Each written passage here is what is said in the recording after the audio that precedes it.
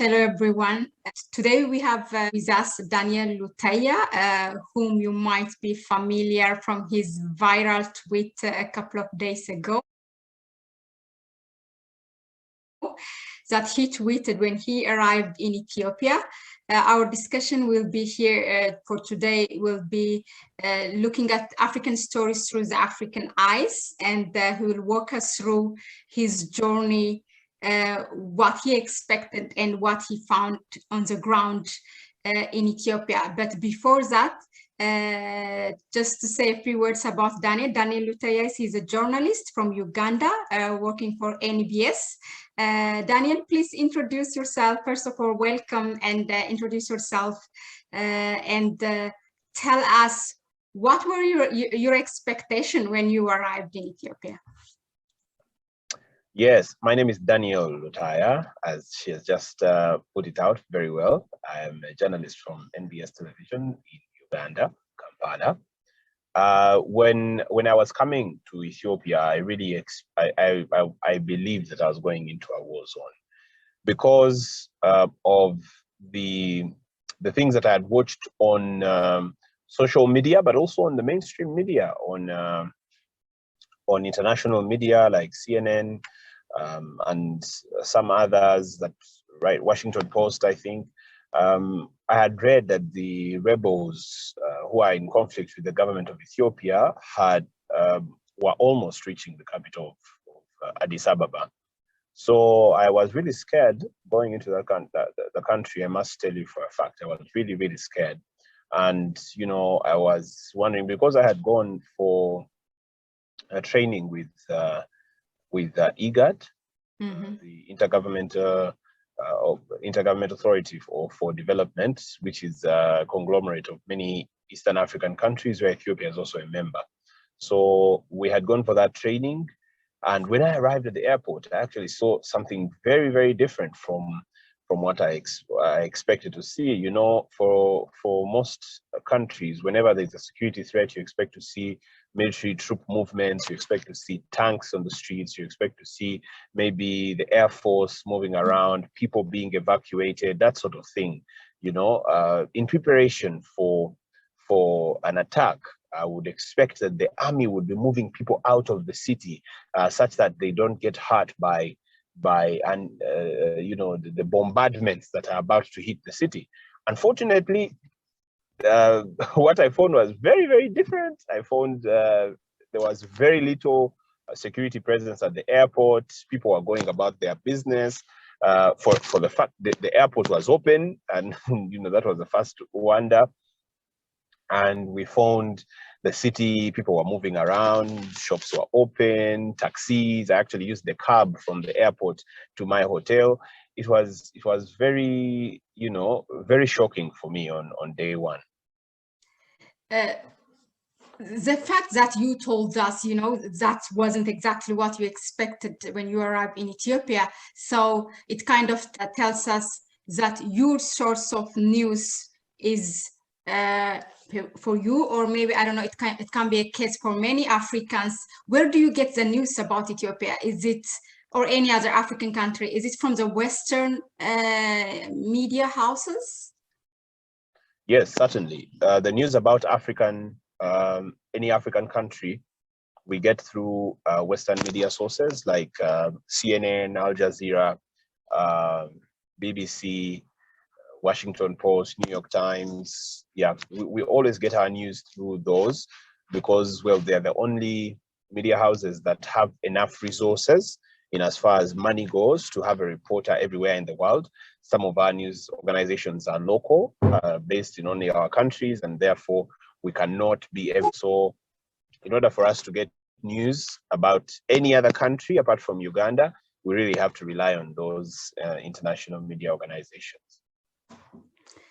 I will say this. I mean, for Western media to take the news from the Western media, I mean, when they have, wouldn't it be, you know, as a journalist, they have their own agenda in African countries. It always has been like that. So certainly the balance of the news when they report about that country will be it will be biased. So what is that gap, you know, that is lacking in Africa? Most of the media houses are kind of, you know, copy pasting from the Western media. Is it something lack of a cooperation between the government or the media houses, or is it, you know, sometimes just could it be taken as ignorance?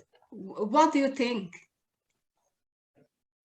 I think it is, first of all, a lack of will from our governments, maybe from the African governments, to really invest in the media. If you look at all these foreign media agencies, they're actually funded by governments. BBC is funded by the British government. You would find Al Jazeera is funded by the Qatari government, CGTN by Chinese, TRT World by the government of Turkey, RT for Russia, France 24 by France. It is that I think the Western powers have actually learned the power that the media has, and they always want to also have an international media organization that can tell their own story using from their own standpoint. So it is true that it does not serve their interests to write positive stories about Africa because, well, they are not Africans. You get me? So until African countries realize that media is powerful, the gap is that African countries have not realized that the media is very powerful, and you as a country need to invest in media that does not only stop within your borders. You need to create a media organization, maybe a Pan-African media organization for the whole of Africa, or for Eastern African states like Ethiopia, Kenya, Uganda, Eritrea, Sudan. If we can come together, create a media organization, a media agency that allows us to collaborate as journalists across the borders of these countries, but also to tell our own stories. Stories that are not about war, that are not about hunger, about disease, about death, to talk about the good things that we have. When I was traveling to Adama, I saw windmills, big wind farms on top of the hills that Ethiopia is using to get green energy. These are stories I had never seen. And I've been a journalist for 7 years. All I heard about Ethiopia was war, hunger, sickness, and all those things. And that is because the foreign media, that is all they have to report. But if we as Africans can create a Pan-African media organization, or even a Pan-African media identity for us to train our journalists to put out the news. But also, it is important to sell the African stories to the whole world. We do not only have to make a media organization that broadcasts in Africa. If you look at CGTN, they have a studio in Nairobi. The main studio is in Beijing, China, where they are based. They have another studio in Nairobi. They have another in London and another in New York. All these studios are there just so they can sell the story of a China that is different from what the world was talking about. CGTN is actually very, very new. It's one of the new ones. But it's because I think China realized that the only stories that were being spoken about them was nuclear deals and, you know, destruction, human rights questions and all those things. So they decided to also tell their story. So it is important for us to tell our story, but the governments need to be interested in the journalism. Otherwise, we cannot do it on our own. I put out a tweet, it was viral, I was alone as a journalist. Just imagine if that tweet was put out by a Pan-African media station, how many more people would it have reached? Because I think by yesterday, the tweet had reached 1 million people. Only 1 million people have seen this tweet, only 1 million. How many people are in Ethiopia? Think about that. You see, the tweet went viral, but it did not reach as many people as possible, because if it has only reached 1 million people, and for Uganda has a population of 37 million. So if it has only reached 1 million, then the impact is very minimal. But then CNN has a viewership of over 300 million people. You get it? So it is important that the governments invest in the media. There is no two ways about it. We will come back to this story, but just, for us or for the audience to be clear, you said it's for the IGAD training act, right? It's for the training. Yes. Oh, so it just Yes, coincided with what has yes, been talked, televised by CNN, and then your training at the same time. Yes, it coincided. As a journalist, everywhere that I go, I use my phone to tell my stories. I use my Twitter account to tell stories. I use any avenue that I can to really put out news. Even when I've gone on holiday, if I see something that is newsworthy, I will tell it. Now, in this particular case, I had not gone to do journalism. I had not gone to report about anything. But as a journalist, I never, ever put down my writing hand. I will always keep writing. If I see something, even if I'm on holiday, I'll write about it. So when I saw this, I looked at it as injustice. I looked at it as fake news, and it is incumbent on us as journalists to always fact check and stop the spread of fake news. So if somebody has written and said the rebels are 25 kilometers away from Addis Ababa, if I was in Addis, I was in Addis for a whole day, they should, by that 25 kilometers, not a very long distance, it's walkable. You can walk for 25 kilometers. So if rebels are 25 kilometers away, I would expect them to be in the city by the end of 24 hours. They were not there. I went to Adama, I did not see them because I think there was another publication that said they had surrounded Addis Ababa, and Addis Ababa was surrounded by rebels. So if I went out 90 kilometers and still did not see these rebels surrounding the city, so what exactly is being written? So as a journalist, I saw that probably somebody was not doing enough research. The reporter that was sent from the international media, the reporters that were sent from the international media to do the Ethiopian story, they were not doing enough research, or they were actually reporting, but off ground. They were not reporting from Ethiopia. Because if you were in Addis Ababa, you would know that things are normal.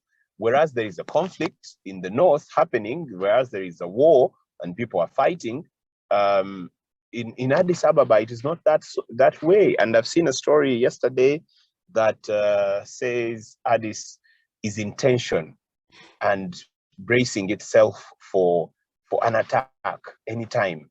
And I'm saying that is not exactly what I saw. I went to a club in Addis yesterday. So I saw a story, actually today morning, saying Addis Ababa is bracing itself for an attack and there's a lot of tension. And I'm thinking, who is writing this story?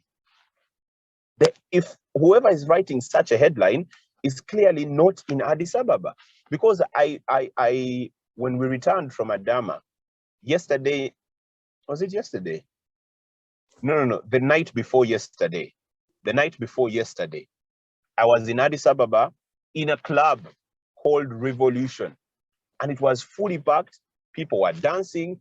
People were not, there was very little tension. There was nothing, no tension at all. And I filmed that. I put it on my Twitter handle too. And I attended a concert in that same Revolution. And I went to another place, I think called Gold or something. And people were there and they were having fun. That to me doesn't look like a city on tension. I would expect to see more troops if a city is on tension. So it looks like journalists are becoming lazy. They don't want to go on the ground. You have to be there to report. That is the basic of journalism. If you have not seen it, if a credible source has not told you about it, then it has not happened. So it is either you have seen it, or somebody that you trust has told you, or somebody that is there has told you. Then and only then is when you can write a headline and say that there is tension and people are running out. If there was tension, then I would expect, like when I was coming, I expected to see people being evacuated, because I have seen a place, I've reported in a war zone before. And before the attack, people are running away. People are getting on buses. People are grabbing whatever they can, running out of the country. I would expect to see panic at the airport, with people trying to jump on the nearest plane to get out of Addis Ababa, if indeed Addis Ababa was being attacked.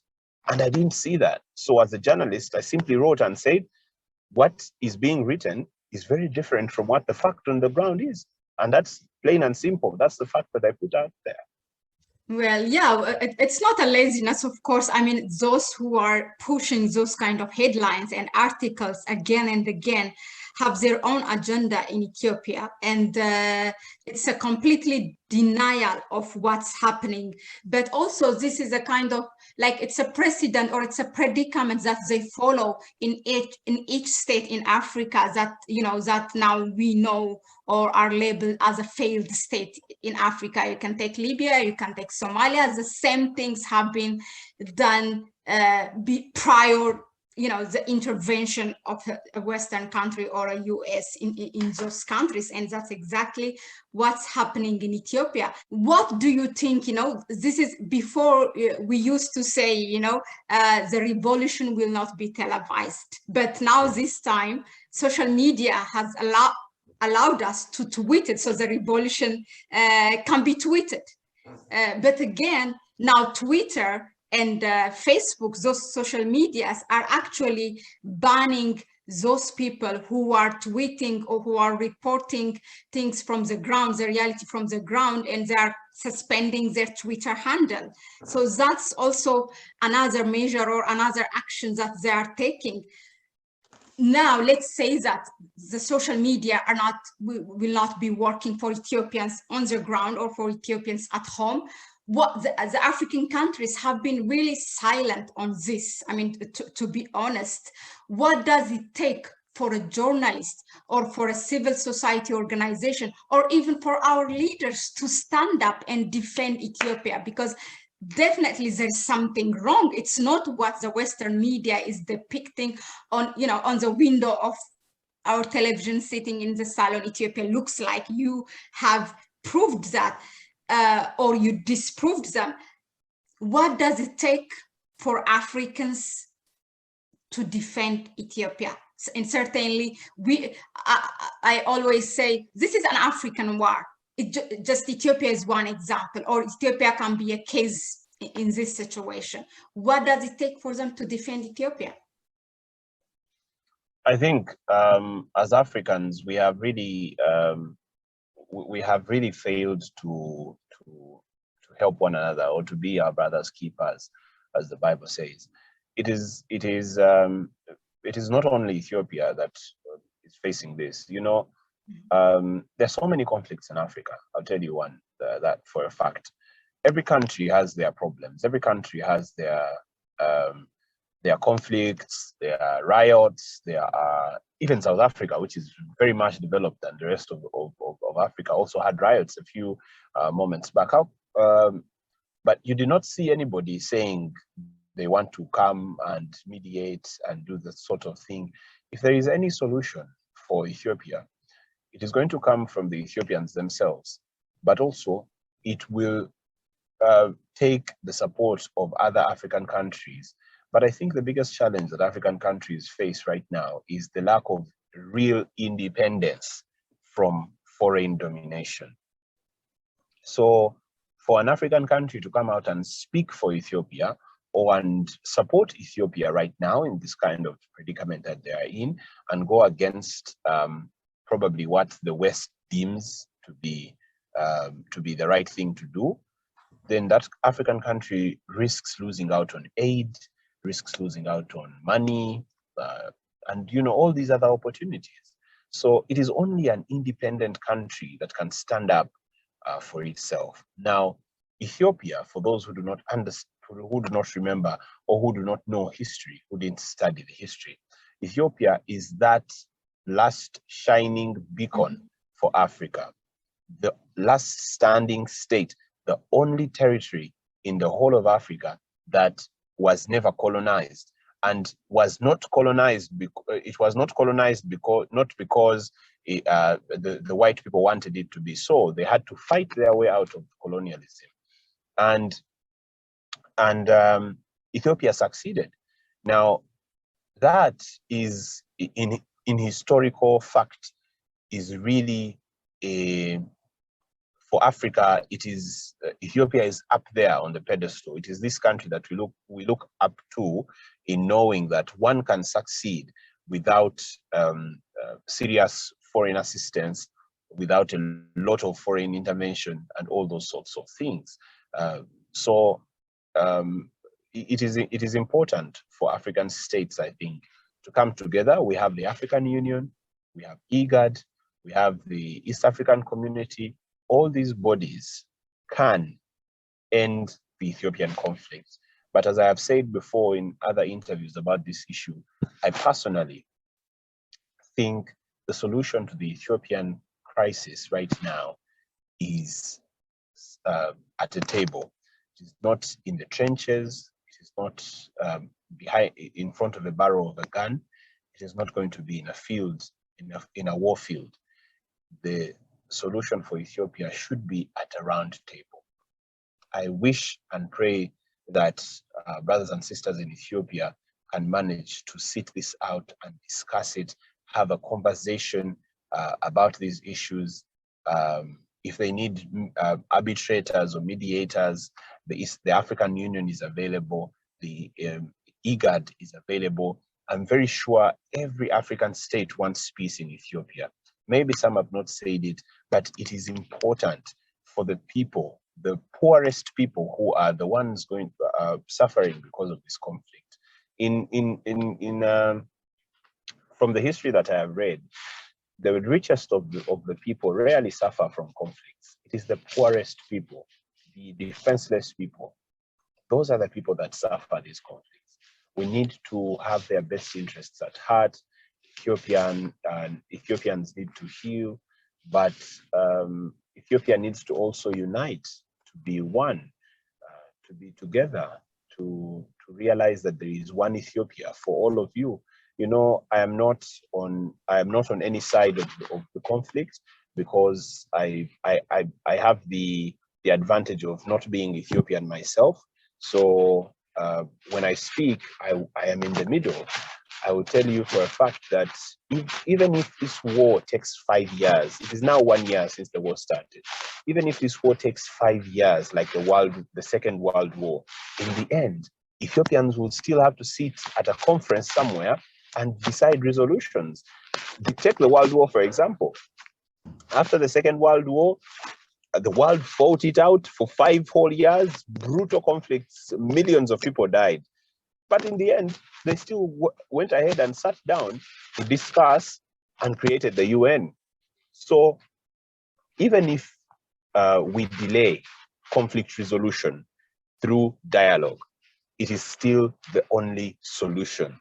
War will only postpone the dialogue, but it will not remove the fact that inevitably Ethiopia will still have to have this crucial conversation about the war and find a way to end it through dialogue.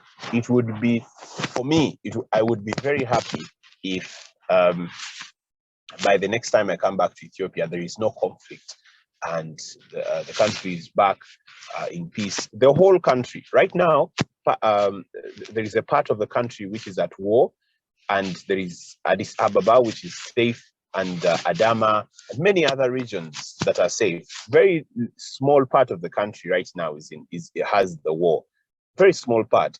But let me tell you, we had a war in Uganda for 20 years in another small part of the country, the LRA conflict. That part of the country has never remained the same. And it has affected all of us Ugandans, because now we have to take more care of that part of the country. Now we have to rebuild that part of the country. Whereas while I was growing up, people would say, those ones can stay up there. But now that we are leaders, we have to take care of those people. We have to now improve their livelihoods. So in the end, after we have fought and huffed and puffed and pounded our chests and showed who is the man, in the end, we have to sit down and dialogue. But this dialogue has to be initiated by the Ethiopians themselves. Nobody should force Ethiopians to do whatever they want. Ethiopians know what is good for their country because it is their country. And because it is their country, we cannot force them to do something they do not want. We can only advise. And that is where our African governments have had issues with the Western powers, in that instead of giving advice, they give threats and ultimatums and sanctions and that sort of thing. It is only an advice, because Ethiopia is a sovereign state with a democratically elected government in power, and that government has the best interests of its people at heart. And if that is the case, then let that government find a solution. For us as Africans, all we can do is to support you Ethiopians to rebuild this nation, to reunite the nation, and to make sure that Ethiopia is moving forward. And let me tell you something. People think, oh, it's not my fault. I don't have to mind if Ethiopia is fighting. I'm in Uganda, but I have to, because it is a regional problem. It becomes a regional problem. We have to trade with Ethiopia. If Ethiopia is in full-blown war, right now it's just a little bit. It's just a small part of the country that is fighting right now. But if it goes out, full-blown war in the country, then we shall have a humanitarian crisis. Then we shall have refugees that will have to come to Uganda. Are you getting how now our budget, which is already small as Uganda, we will have now to share it with refugees from Ethiopia? Same case for Kenya, same case for Sudan, Djibouti, South Sudan. All these countries will now be struggling with issues that have stemmed out of the Ethiopian conflicts.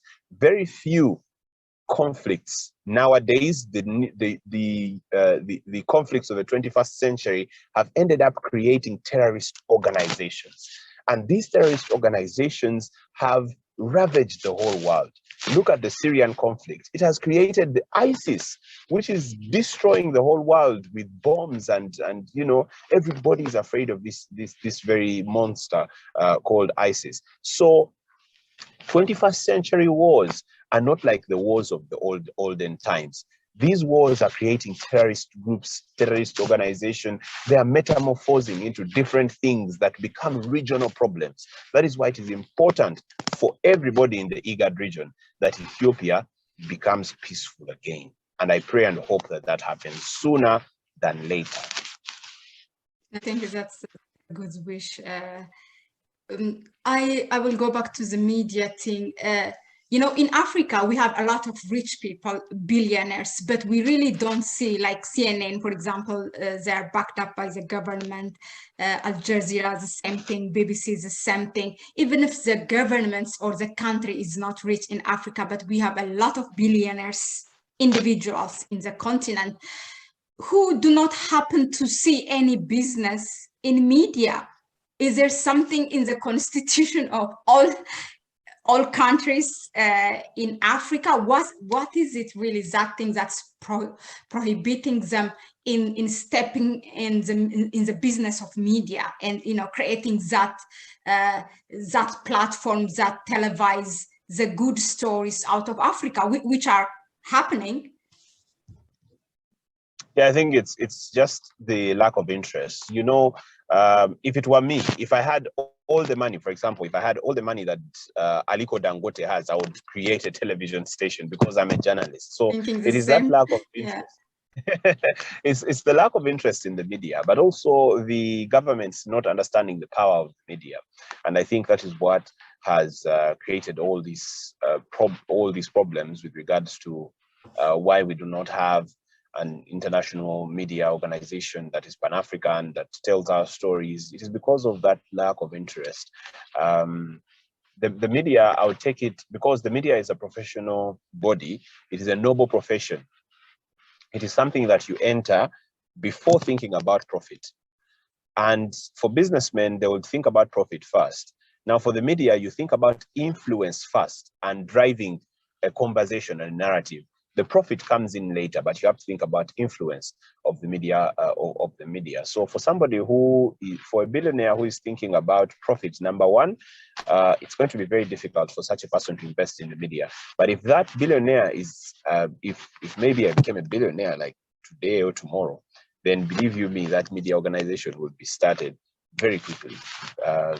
Very quickly that media organization will be started. So it is a tightrope that we are running right now with regards to that. But I think believing in the power of starting small, maybe as African journalists, we can have a conversation around starting. As small as we are, we can start at least a media agency where we collaborate, where we put out stories, where everybody works maybe on a not-for-profit basis to start it out. If we start it, maybe we can get some investors, interest some rich people into it, and we can take off like that. So for me, right now, I'm working on the paperwork and the proposal to start at least the African journalists that I know personally, that have gotten in touch with, and you too, probably to start at least an online publication that is Pan-African, a website where we can all put our stories and collaborate on a non-profit basis for now, until we can get somebody to invest in it. Maybe the IGAD could invest in it, maybe the African Union, maybe the government of Uganda or Ethiopia, or they could all come together and invest in it. But for us as journalists who are being hurt the most by the fake news, because when fake news is written, people just put blanket and say the media. They put all of us together and say the media has written this and that, and yet it's not us. So since it costs nothing to open a website, at least I'll open that. And maybe 20 years from now, Africa will be thanking me for starting that. One of the last two questions, and I want you to be honest with this one. For example, after what you have seen in Ethiopia, the reality, if you come and talk about it on the platform of NBS, I think it's a private media in Uganda, are you allowed to do so? And for example, there were articles that came out even from the UN Twitter handles and from those so-called international media houses themselves, that, for example, the looted trucks by the rebels, which are actually the UN trucks that went to donate to bring a humanitarian aid and remained in Tigray. Those kind of things. Will you be allowed to talk about those? Do you have that freedom? So yeah, I will be allowed. In Uganda, we are, I think, one of those countries that has one of the most free media policies. So I am allowed to write whatever I want, and I'm also allowed, as long as it follows the right principles of journalism, fact-based. I have evidence. I have videos that I filmed in Ethiopia. I have photos, and I was there. It will pass. That is for Uganda. I do not know about other countries, but in my country, the freedom of expression is apparent, and it is there. So I don't see any problem. And certainly the story will come out. And I'm working on it. I landed yesterday night. So I think by tomorrow there should be a story on NBS. Yeah, the reason why I asked is, for example, I tried to reach out to, not in Uganda, but a Kenya media house in Kenya and others, for them to not, instead of copy pasting the Western media, to get a source person. Like, okay, don't come to Ethiopia, but at least get somebody via Zoom or online and try to interview and get the narrative from the ground. And they were not, they didn't welcome that. So that's why I'm asking, although that experience is. No, the challenge, the challenge I'll tell you is with laziness, as I said when we were starting. The challenge is with laziness. Journalists want to sit down, read what is on CNN, copy, paste it on their channel. It's easier because they just sit on the computer and copy and paste this side and read whatever CNN has written. But also that goes to tell you the kind of trust that the media has created. As I said, the media is first about creating influence and believability. As long as you have created influence and believability, whatever you write. So by proving to a journalist, even myself, if I had not gone to Ethiopia, if we're having this conversation before I had gone to Ethiopia, proving to me that CNN is lying would have been very difficult, because over time they have created a believability, but everybody makes mistakes. Maybe they made a mistake with Ethiopia. They were not right. And we as the media do not have to hide and say we are not human. It is possible for fake news to go through even the tightest editorial policies. So it is possible that CNN is wrong. I have been to Ethiopia, and I also said it, that CNN was wrong about Ethiopia. That doesn't mean that they have not been right about other things, but it means that with this particular issue, they were wrong. So for journalists, I think now this experience has taught me even not to believe whatever I see on foreign media. And moving forward, especially with issues to do with African countries where I know African journalists, I will be making those phone calls, even after I have read whatever is on CNN. If it is in Nigeria, Ghana, South Africa, Zambia, Namibia, Egypt, any of those countries where I know journalists, I'll be calling